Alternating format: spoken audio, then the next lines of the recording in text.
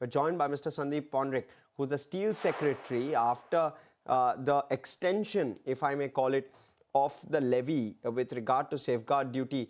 Mr. Pondrik, great having you. Let me first start off by understanding the rationale behind the extension of the safeguard duty. You know that the safeguard duty is imposed when the government feels that a particular sector or products are being, there are cheaper or substandard imports, and the pricing, they are getting damaged due to that unreasonable pricing. So initially, provisional safeguard duty was imposed by the government in March, which got over in November of 2025. It was at the rate of 12% on certain products, certain steel products.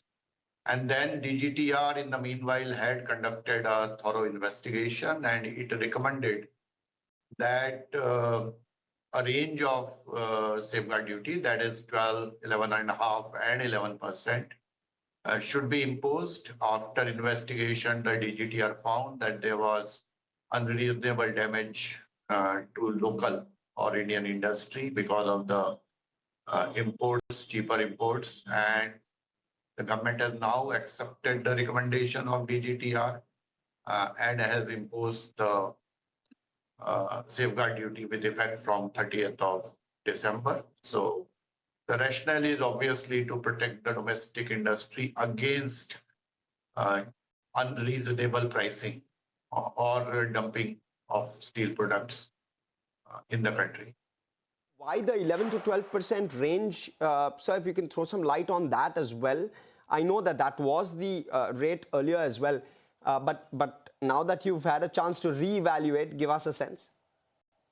So basically, when the DGTR investigates, it takes into account what is the extent of damage or the extent of unfair pricing, which is impacting the Indian industry. So DGTR has found that the extent is 12% as per the calculations given by the industry and the further information which has been collected by DGTR from its own sources, from views of the ministries concerned. So DGTR has concluded that if a duty of 12% is imposed, then it will be a reasonable duty to protect the industry. So that's the rationale, that what could be the extent of damage or unfair pricing. We should also take into account the fact that government has to balance the steel pricing or steel sector against the consumer of steels. So there are large part, as you know, steel is a very basic raw material for many consumer segments. So the government also has to balance that the steel prices remain reasonable. They don't go very high, but at the same time, the steel sector should also be protected against dumping. So it's a balancing act, and DGTR has recommended that 12% is a reasonable number. Much the need of the hour. Mr. Pondrik, thank you so much for your time, and firstly wish you and your entire team a Happy New Year. A Happy New Year to you too. Right. So, Mr. Pondrik, if dumping of steel into India were to increase, could the duty then be extended beyond 12%? And will the rate be reviewed periodically from now on? So for now, as you know, you have seen the notification. So for now, this duty is for 3 years, 12%, 11.5 and 11. If there is any significant change in the imports, as you are saying, or if the industry again approaches the DGTR with proof that the imports have increased significantly or the pricing disadvantage has increased significantly, then DGTR will have to again investigate. So government goes as per the recommendation of the DGTR normally, which is a sort of a quasi-judicial process because DGTR hears everybody. We also have to see that imports in this year as compared to last year have in fact reduced by about 37%. if we take April to December period, then the imports have reduced about 37%. So I would say that safeguard duty is having an impact on imports, as was the intention of imposing the safeguard duty, and it should continue.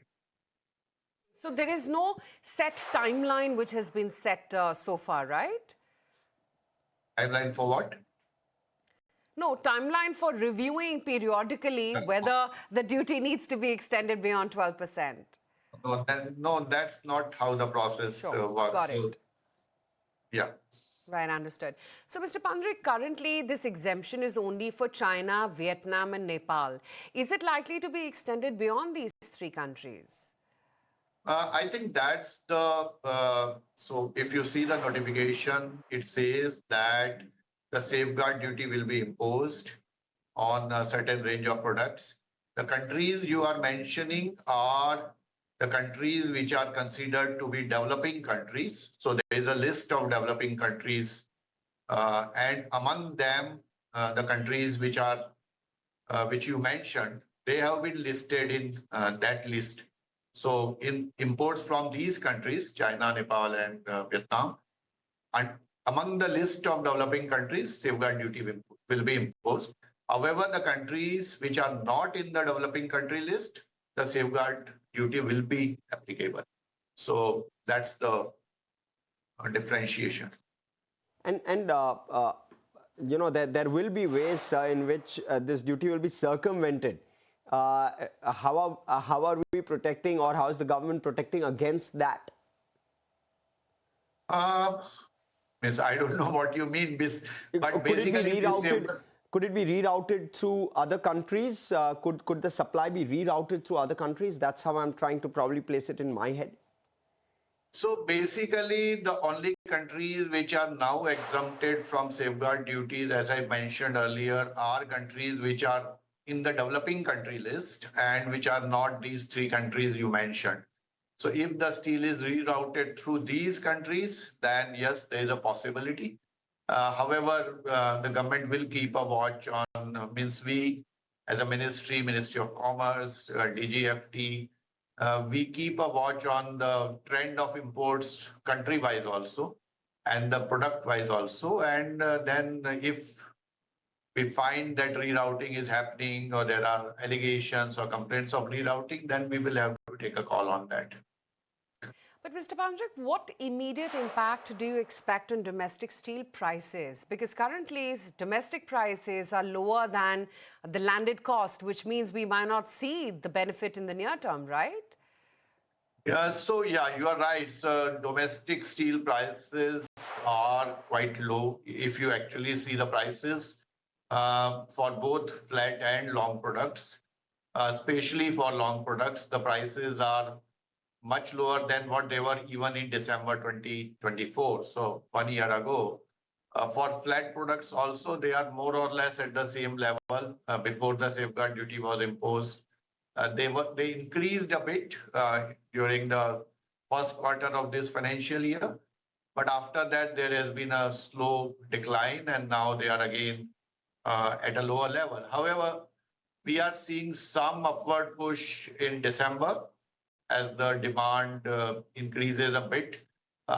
We also have to look at it from the capacity versus demand point of view.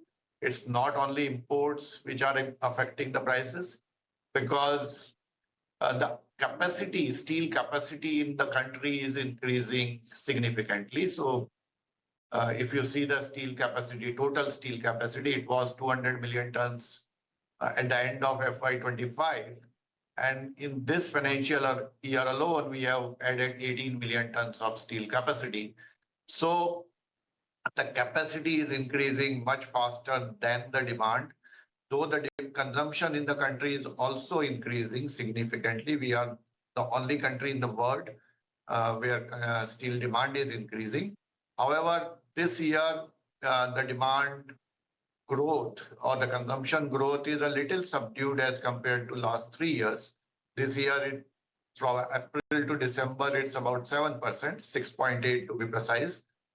So the demand supply mismatch is also a factor affecting the pricing of steel apart from imports. So there are various factors which are affecting. As you know that the steel capacity increases in sort of slabs. So if a new steel plant comes, a few million ton is added. However, the demand increases incrementally. So maybe in 2, 3 years, 4 years time, this will stabilize and the demand supply gap will be reduced.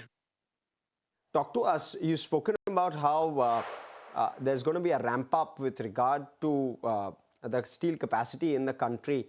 Talk to us about competitiveness as well, because you would want India to be more competitive in the global marketplace in steel.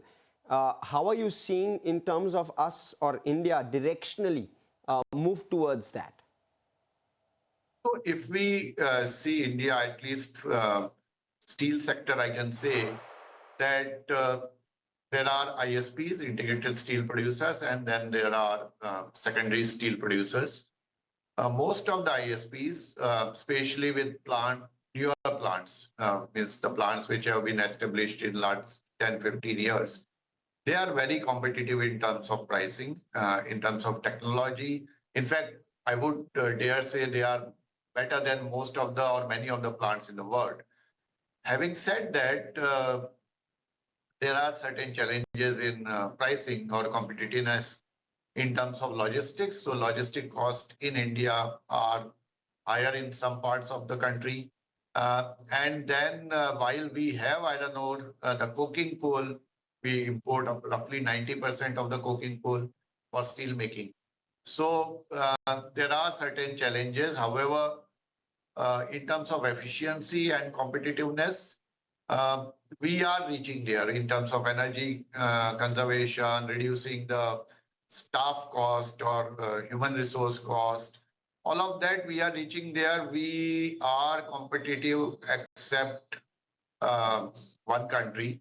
And I think in coming years, we will become more and more competitive.